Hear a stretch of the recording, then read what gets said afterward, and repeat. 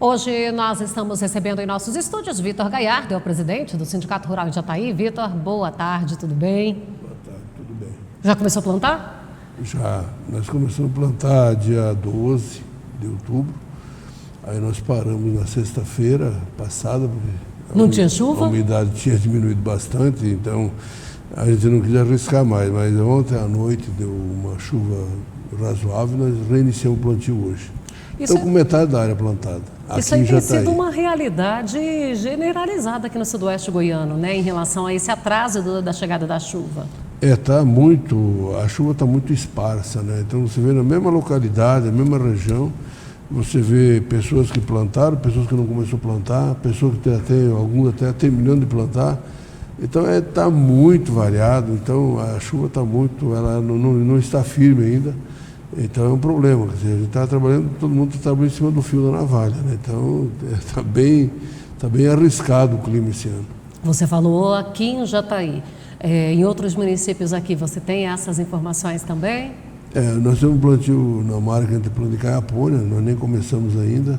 Eu estive lá agora no final de semana, já teve algumas pessoas que já plantaram, já começaram a plantar. Mas a grande maioria das lavouras lá não iniciou o plantio ainda também. Então tem muita região, eu ando muito, né? Então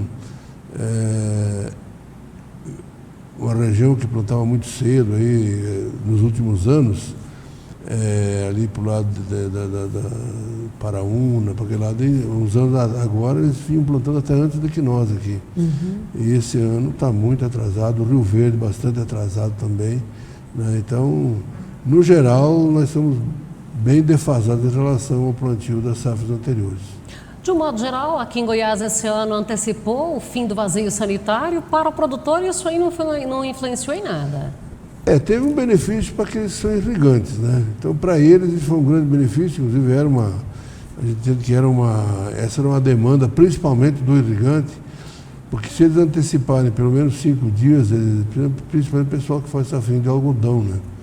Então, eles conseguem aí, esses 5, 6 dias que antecipa, representa muito lá na safrinha, no cenário deles, né? Então, para quem planta no sequeiro, né, praticamente essa mudança no vazio sanitário não implicou em praticamente nada. E nesse ano menos ainda, com esse atraso da chuva. Agora esse ano não teve benefício nenhum, porque praticamente ninguém plantou em sequeiro antes do dia 30. Aliás, todo mundo começou a plantar depois da primeira semana de outubro, né? Uhum.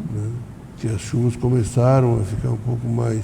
Agora, para essa semana, a gente tem aí uma perspectiva de uma estabilização dessa chuva, né? Pelo menos nesta semana. Eu acho que agora, porque como o plantio avança muito rápido, né? Com essas máquinas que tem hoje, se planta muito rápido. Então, eu acho que essa semana, do jeito que o clima vem mostrando, essa chuvinha que deu ontem, hoje deve chover bem, eu acho que vai avançar muito, né? Numa semana de plantio, nós vamos sair, talvez aqui na região de Jataí, de uma média de 30%, talvez ir para 70% da área plantada numa semana, se plantar a semana inteira, né? Porque o plantio é muito rápido. E com esse plantio, você acha que depois lá, com esse atraso do plantio e depois acumulando assim nessa velocidade, porque a gente sabe que aí o pessoal fica aí até 11, 10 da noite, meia-noite fazendo plantio, na hora da colheita, pode apertar um pouco, entrega nos armazéns, ou a colheita de verão ainda não é aquela que aperta? Não, aperta sim. Veja bem, vai ter muita soja, como você falar, muito rápido, e soja praticamente do mesmo ciclo, a maioria da soja é de ciclo precoce, que planta aqui, ou semi-precoce. Então vai haver aí uns 15, 20 dias de muita demanda, muita pressão na colheita.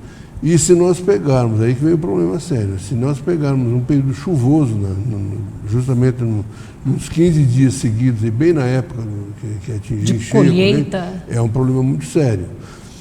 A questão de filas em armazéns, aqui na nossa região, é uma coisa que praticamente já existe pouco, como era anos atrás, porque hoje a capacidade de armazenamento da nossa região é muito grande. Muitos armazéns a nível de propriedade, né? Então os grandes proprietários, a maioria, têm suas próprias unidades. E as empresas também, as trades, as cooperativas e tal, eles também ampliaram muito a capacidade de recebimento e armazenagem, né? Então isso aí ajuda muito. Então eu não vejo como um problema o fluxo nos armazéns. O problema maior que eu vejo é se nós tivermos um período alongado de chuvas coincidindo com o período de colheita pelo grande volume de soja que chega ao mesmo tempo.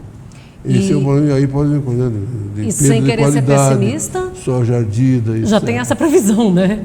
Já está mostrando no mês de fevereiro aí com muita chuva, né? Então é um alerta, né? Então, mas todo ano é assim. A gente, quem está na lavoura, quem é agricultor sabe, nós vivemos assim.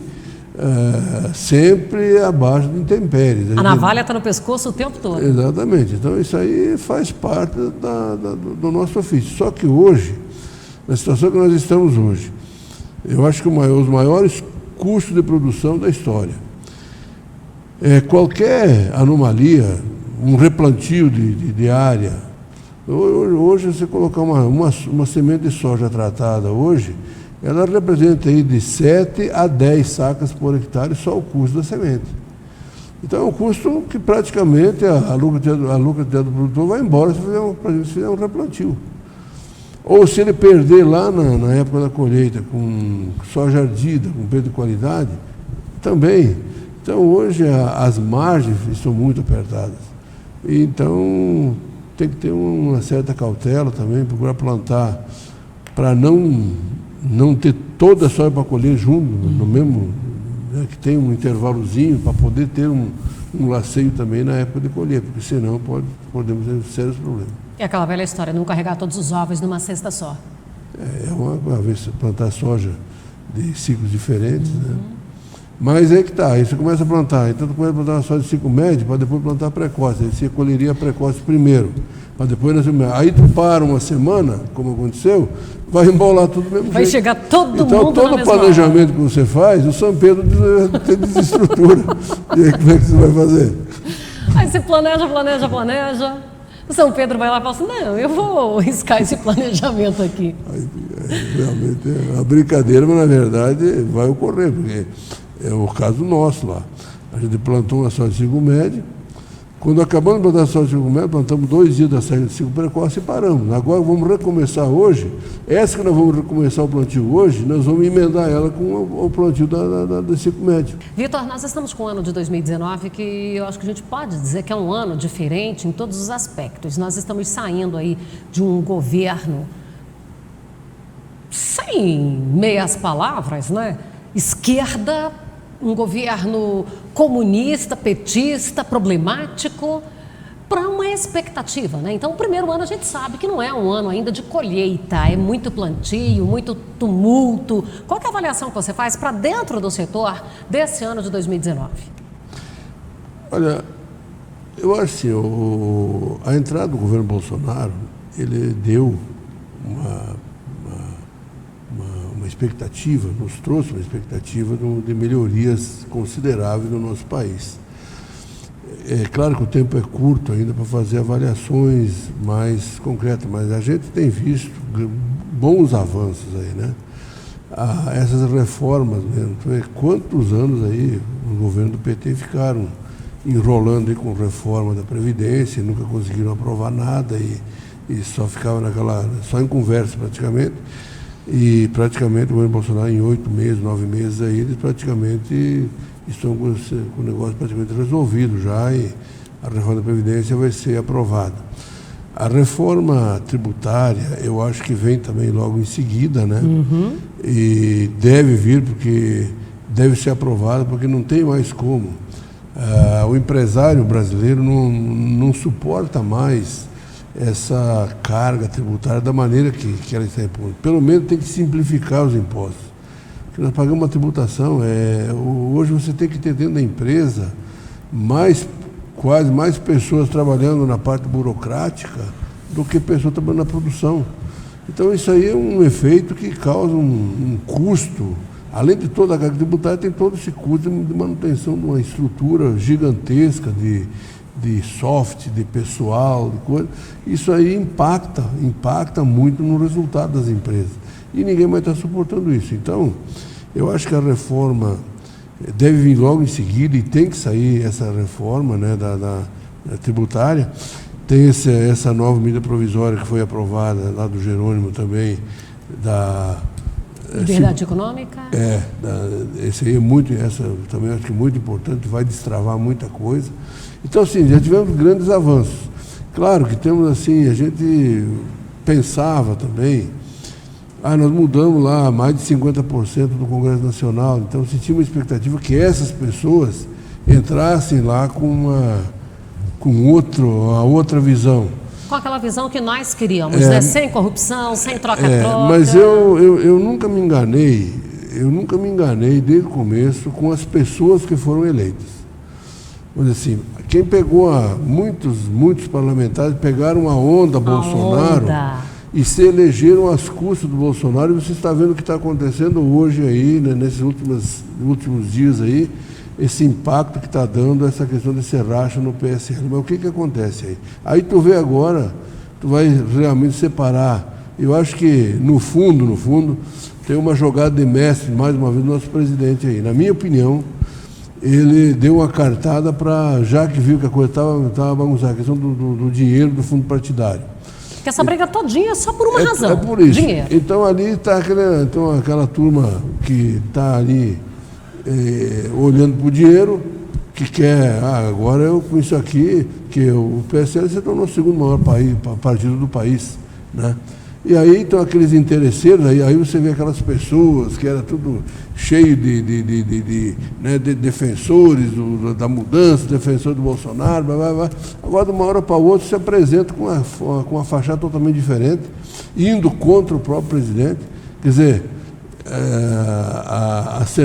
atendendo a acenos do outro lado, né, que seriam beneficiados aí com cargos e com dinheiro, 2 milhões para cada parlamentar e 4 cargos para cada parlamentar, né, para poder permanecer o status do que se encontra hoje com a liderança do partido. Isso é uma vergonha. Então, então eu acho que nessa cartada do Bolsonaro, uma vez por vez, vai dar uma limpada agora também, mas olha aqui, vamos ver quem é que realmente está do meu lado. E aí ele pegou, até numa chave que saiu para ele, pegou aí, jogou uma rede, pegou 20 e tantas traíras aí, numa pescada só, né? Então, a rede veio cheia, né? Então, você vê que, na verdade, essa mudança, a grande mudança que teve de pessoas, na verdade, não está representando mudanças de comportamento. E é isso o principal que a gente gostaria. E né? muitas pessoas também que se elegeram, muitas pessoas muito mal preparadas. Concordo assim, plenamente. Pessoas assim que não tem histórico nenhum de conhecimento de causa e tal, e realmente embarcaram na carona, na onda Bolsonaro, e aí se promoveram e conseguiram se eleger. Infelizmente, está se demonstrando hoje, o que vem mostrando é justamente isso. E nessa rede que foi pega, que foi feita aí, você também, com esse despreparo das pessoas que entraram na onda Bolsonaro, você concorda que nós vamos ter outra renovação aí em 2022? Porque muita gente vai ser aquele político de mandato único? Vai ter muitos aí. São muitos que não vão passar dificuldade daqui para frente, até o final do mandato, e com certeza não se reelegerão, porque o povo brasileiro não vai mais aceitar isso. Então, muitos que ainda estão lá dos velhos vão cair de novo, vão continuar caindo, né? E muitos dos que entraram também vão acabar sucumbindo já no primeiro mandato, porque esse tipo de comportamento nós não aceitamos, o povo brasileiro não aceita mais. Isso, Vitória, essa ação toda aí, para 2020, a gente deve ter um ano com perspectivas melhores do que 2019, considerando que daí a gente já passa a ter um orçamento que foi feito por esse governo, com o enxugamento da máquina que já foi realizado durante esse ano? Eu tenho plena confiança que sim, porque, veja bem, o governo deve também entrar agora num programa muito grande de privatizações. E tem que privatizar, não tem jeito. O governo não tem nada que ficar se metendo em querer. O governo é ineficiente, ele é inoperante. Então não adianta, não é tarefa do governo produzir petróleo, produzir energia elétrica, produzir telecomunicações, produzir. E tem tantas empresas aí. fabricar navio, estaleiro. Isso não é papel do governo, isso é iniciativa privada, que é muito mais eficiente e que trabalha, e que lá, o cara que está lá, que trabalhar, se não for eficiente, o lugar dele é ocupado por outro, mais eficiente do que... A iniciativa privada funciona assim. No governo não é assim, é muito apadrinhamento, é muito cabide de emprego, é aquele custo altíssimo, quer dizer, uma obra, para você fazer qualquer coisa que o governo vai fazer custa 3 vezes mais do que se a iniciativa privada for fazer. Então isso aí então essas mudanças a gente vê que isso aí é notório, né? Então, você vê obras que os governos anteriores não conseguiam tocar, era aquela... O tempo da armação. Tem obra aí de 30 anos. O governo vai lá e consegue, em pouco tempo, já fazer as coisas andarem e funcionarem. Então, você vê que quando é pego com vontade e que saia eu acho que pelo menos uma coisa que desapareceu por enquanto, que a gente não tem visto falar, é de desvio de dinheiro, né? Porque o volume de dinheiro que era desviado nesse país era uma coisa absurda. Então, só nesse quesito, isso aí nos trará muito dinheiro para investimento, né? Porque a roubalheira era generalizada. Quem podia mais chorava menos. Gente, isso aí eu acho que agora, pelo menos, estancou, né? Claro que tem muito problema ainda, né? Tem problema demais. O governo ainda vai ter que mudar muita coisa. Existe nas entranhas dos poderes, tem muita coisa, muita sujeira ainda, né? Muita gente jogando contra. Mas sem devagarinho, eu acho que essas arestas vão se apalando. Agora, eu acho, opinião minha, esse governo, ele tem que ter pelo menos 2 mandatos para poder colocar a casa em ordem, porque em 4 anos não consegue colocar tudo no eixo, não. E nessas entranhas que o Vitor fala, a gente tem ali um primeiro escalão, um segundo escalão, que é todo montado pelo governo, que ele tem autonomia para alterar isso. Só que cá embaixo, nas escalas menores, nós temos gente que está trabalhando contra. E, como exemplo, eu costumo citar sempre aqui a Secretaria Estadual de Meio Ambiente, que está tentando implantar um sistema que, daquilo que a secretária apresentou, nós já trouxemos aqui no programa, é muito bacana, mas tem servidor que fica trabalhando para não contribuir com isso, porque vai atrapalhar as propinas que pegava. Tem uma coisa, Fabélia, que tem um colega nosso, dos movimentos nossos que nós participamos, que ele fala que hoje um grande problema são as assessorias. Você muda um parlamentar, coloca lá, mas ele vai e capta aqueles assessores viciados que faziam parte do corpo de... Experientes. Esses camaradas têm que ser varridos de lá. Porque as assessorias eles é que preparam todas as matérias para os parlamentares. E eles já veem no sistema viciado, eles querem continuar daquela forma. Isso tem que mudar também. Não adianta mudar só a cabeça, tem que mudar o corpo. O deputado novo chega lá, inexperiente, contrata um assessor que já conhece as entranhas. Ele já vai ser engolido assim de cara pelo sistema. E é o que está ocorrendo. Bem lembrado. Né? Então, eu acho que esse é outro problema, né?